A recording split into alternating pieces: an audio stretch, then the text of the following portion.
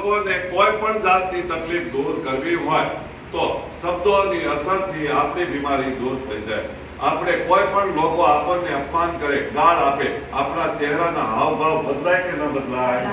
ક્રોધ આવી જાય. એટલે આપણે સારા શબ્દો બોલીએ તો આપણને કોઈક આપણું સન્માન કરે તો આપણા ચહેરા ઉપર ખુશી આવે કે ન આવે?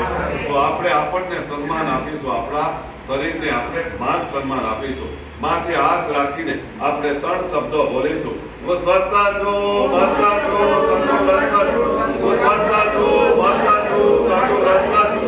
હું સ્વસ્થ છું, મસ્ત છું, તંદુરસ્ત છું. હાથ બદલીશું, આપણે ખભા ઉપર હાથ રાખીશું. ક્રોધમાં હું સ્વસ્થ છું, મસ્ત છું, તંદુરસ્ત છું. હસતા હસતા હું સ્વસ્થ છું, મસ્ત છું, તંદુરસ્ત છું.